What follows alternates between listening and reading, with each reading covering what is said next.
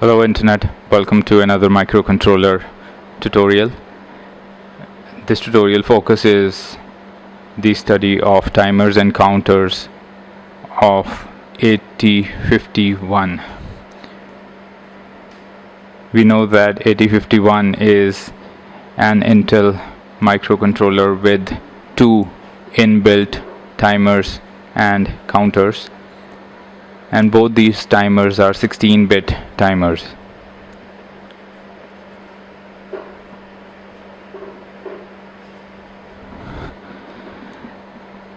Now, before we study the functioning of timers and counters in 8051, we must understand how the timers work and how do they affect the efficiency of the programming and what is the logic behind the functioning of timers and counters.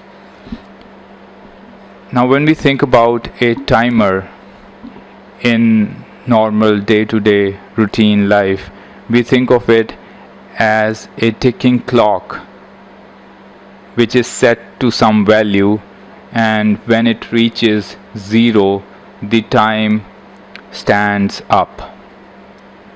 Now, the same logic goes behind the timers of microcontroller. We can think of a timer as a time bomb, but in the reverse direction, because the most lame example that I can give is an example of a time bomb which is set to a count by the bad guy, and when the counter decreases and reaches to 0, the bomb is exploded. So that means the time becomes over. The same happens with the case of timers and counters in 8051. They are used to keep track of the time, but both these timers of 8051 are up timers, which means that the timer would not start from a higher value and will reach to 0. Instead, it will start from a lower value or from 0 and will reach its penultimate value, which will be the highest value that a timer can store, and then it will time out. So if we think about the logical applications of timers and counters, where can they be used? The most logical example is putting delays in a program. For example, if we want to make a project where the LED goes on for certain amount of time and then goes off for certain amount of time, then what we can do is we can create a delay program using our timer. We can create a delay program of half a second, and then we could insert that delay program over and over again. So that is where timers and counters are going to be used. The next important key point is the difference between the two. How are timers and counters differ? Are they two different things? The answer is no. Both timing and counting operations of 8051 function exactly in the same way. We put a value in the timer register and we let it run to its highest value, and then the timer stops counting and suggests that whatever delay we wanted to give has been put through. So the only difference is the step time of counting. For example, let us talk about timer 0 of 8051, which consists of two registers TL0 and TH0. Together they constitute 16 bits. So we can start this timer from putting the lowest value in these two registers, which is the lowest 16-bit lowest value will be 0000H. Now if we let this timer run, letting the timer run means that we let this timer increment by itself to its final value, which will in this case be FFFFH. That will mean that the timer has taken 65,535 steps to reach from its lowest value to its highest value. Now if we let this operation happen with the step size or step interval time which is governed by the oscillator frequency of AT51, it will be known as the timer operation. But if we let this step increase by an interval of time which is governed by a clock which we attach to T0 pin of AT51, then this will be a counter operation. But other than that, the functioning of a timer and a counter remains the same. They simply do the job of incrementing, reaching to the highest level, which is FFFF, and then stopping the timing or counting operation. In other words, we can say we cannot really change the interval time of the steps of a timer, because once we attach an oscillator frequency to AT51, we really do not change it unless the entire system goes bad. However, we can always change and use a function generator to set a frequency of our desired value at T0 pin of AT51. If you're using timer 1, we can use the T1 pin of AT51. If you want to count slow, we can use a lower frequency. If you want to count faster, we can use a higher frequency. But the fact of the matter is, whenever the microcontroller does the timing operation using as timer, its speed is really very fast. So we know that approximately 12 megahertz clock is applied as an oscillator frequency to the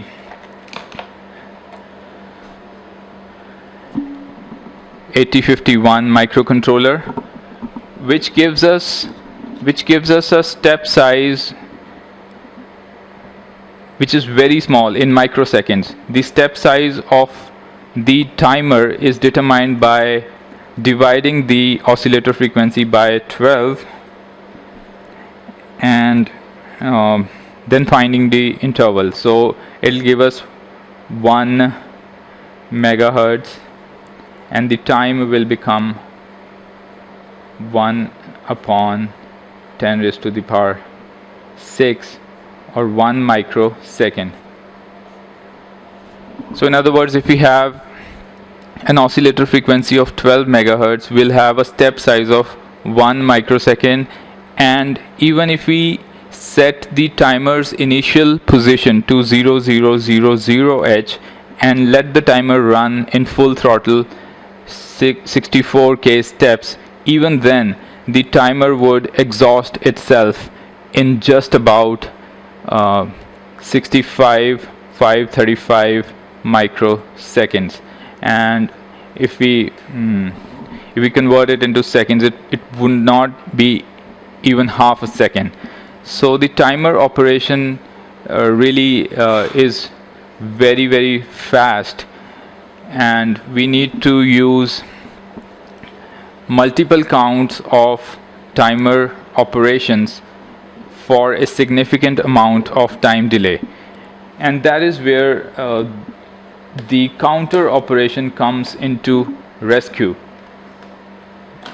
because in counter we can select the step interval time by choosing a clock frequency which is very, very sluggish.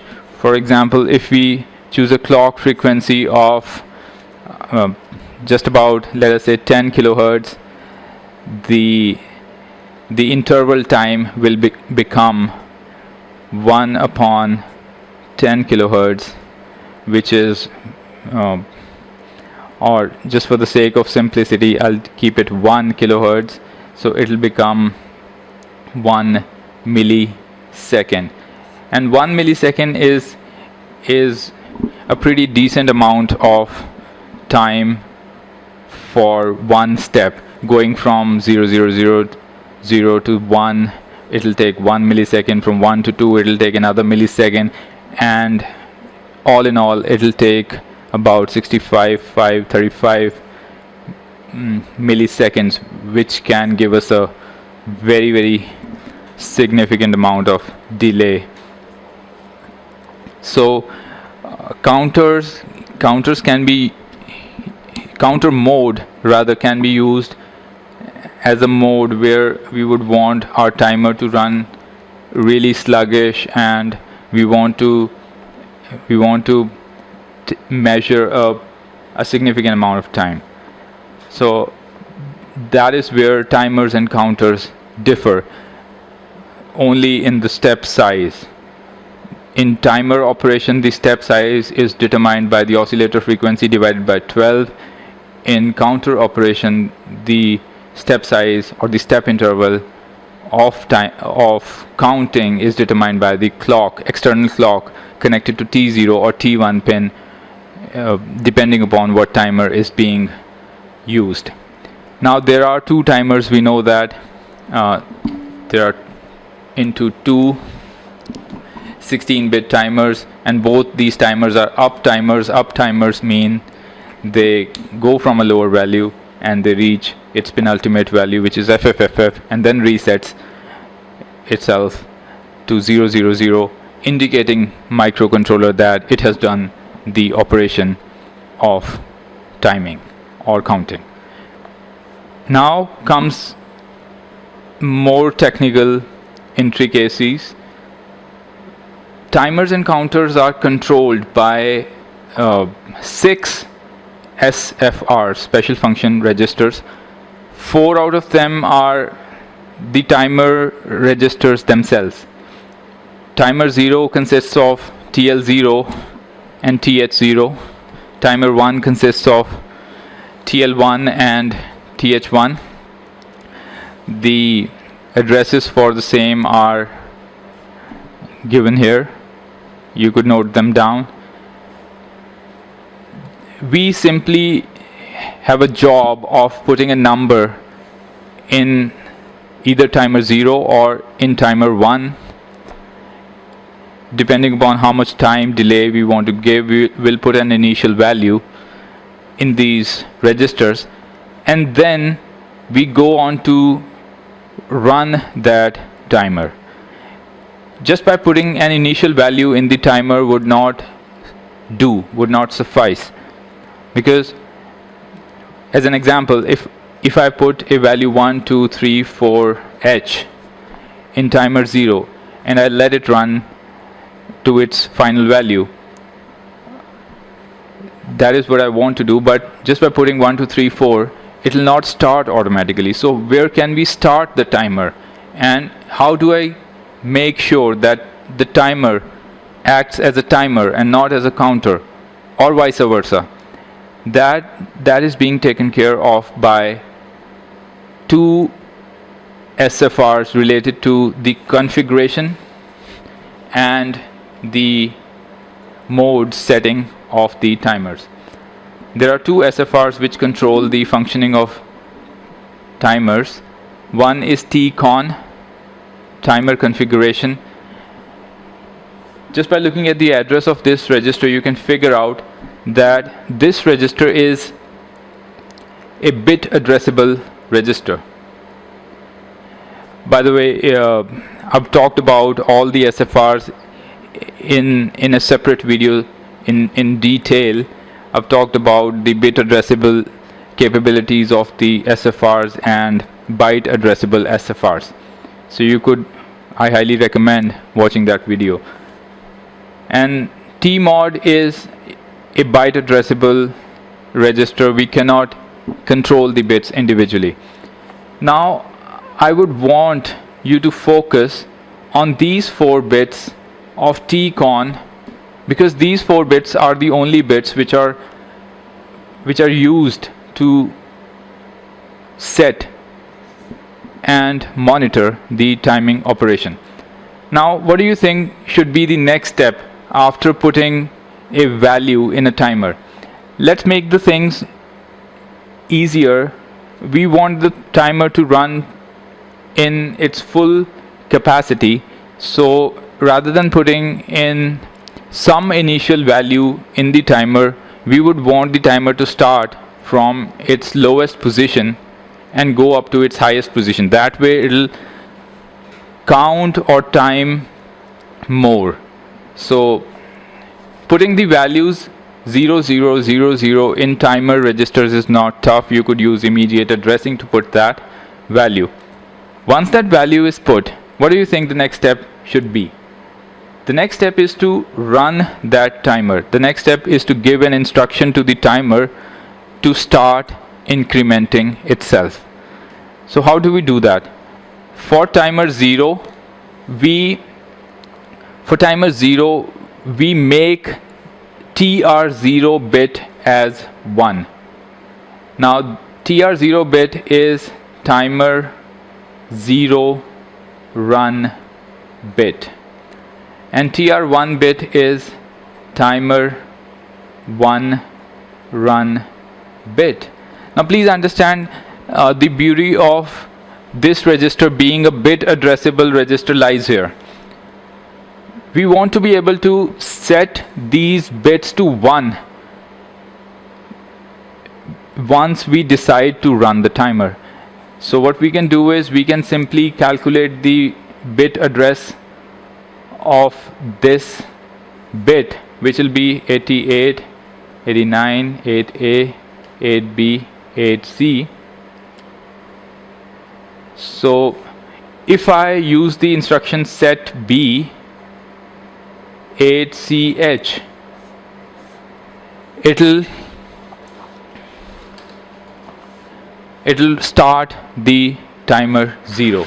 Now the timer 0 will start incrementing itself depending upon whether its increment time is oscillator frequency divided by 12 or the external clock attached to the T0 pin, which we will see later whether it is configured as a timer or a counter mode. But this is pretty logical. We simply need to make this bit 1 and the timer will start running.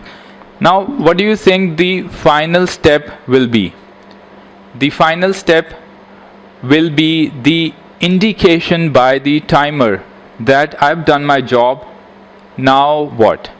And how does the timer tells the microprocessor that it has finished its counting, that it has reached FFFF and rolled back to all 0, because reaching the final value would mean, and all ones here, all ones would mean reaching FFFF in the timer 0 register set and then rolling back to 0. The timer sets this flag register to 1. This is the flag register, the flag bit for timer 0, and this is the flag register for timer 1. So once the timing or the counting operation is finished, it becomes the job of the timer itself to make these bits 1.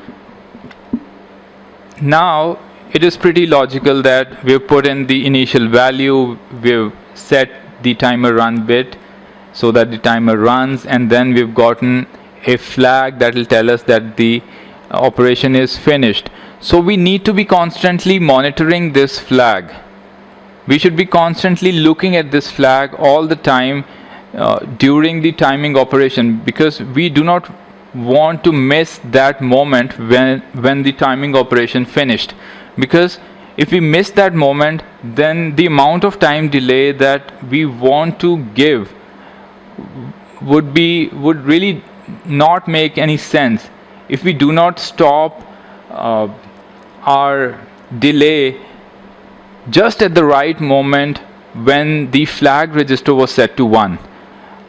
I hope this makes sense to you, because if we are configuring our timer to put in a delay of 1 second, the timer would run and will generate a delay of 1 second, and after generating a delay of 1 second, it will set the flag register to 1. But if we miss out that moment when the flag register was set to 1 and we do not immediately reset it to 0 and subroutine our microcontroller to do the task after the delay, then the entire purpose of giving this time delay gets failed. So it is important to constantly be monitoring the flag registers when we are using timers, may it be timer 0 or timer 1. So I hope this part of the basic operation of timer or a counter is clear, so that we can now move on to the second SFR that controls or configures the modes of the timer. As you can see, the T-mod register has 4 bits assigned for timer 1, and it has 4 bits assigned for timer 0. These 4 bits are for timer 0, and these 4 bits are for timer 1. That makes the things really easy and more logical.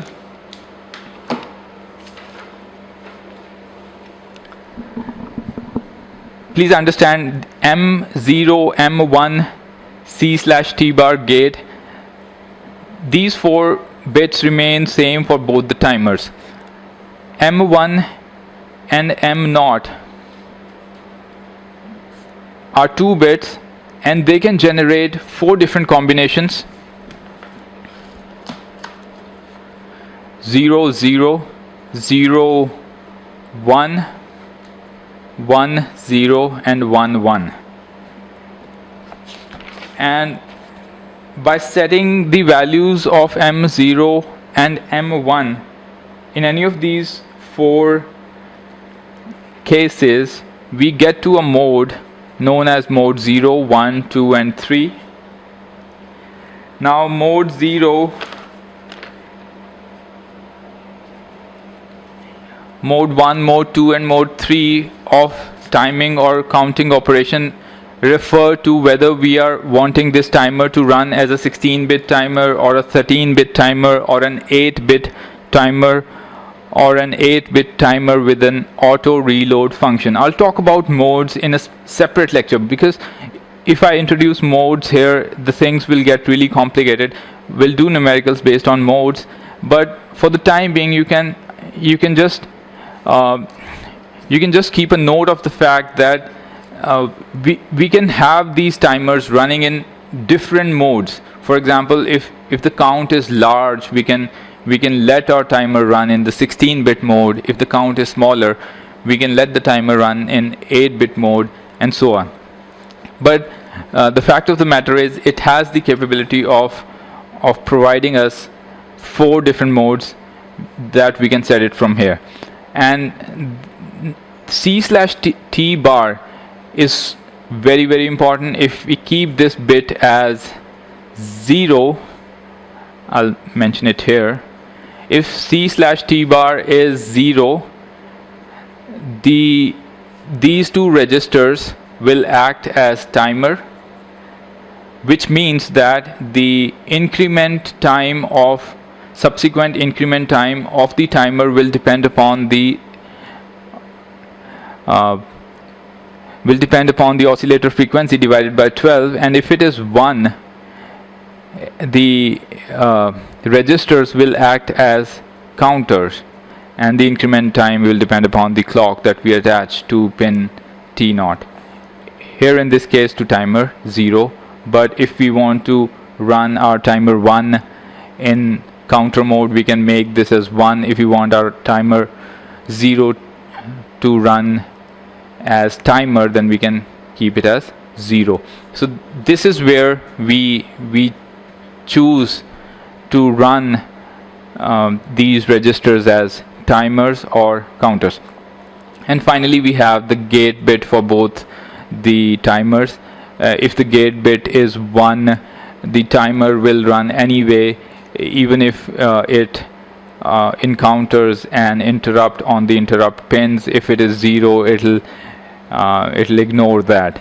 So I'll talk about the configuration of this T-mod register in a numerical based question, because it makes more sense when we solve a numerical of generating a specific amount of time delay, because a specific amount of time delay cannot really be generated by using a timer in timing mode, because it is so quick. So what we need to do is we need to first configure the timer or the timer as a counter over here.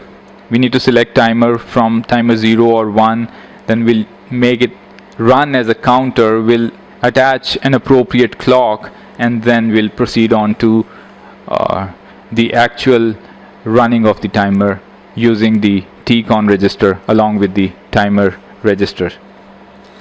So this was an introduction to timers and counters, which is the heart of the operations. 90% of the operations in microcontrollers, 90% of the programs, they require using some kind of delay in almost every few steps.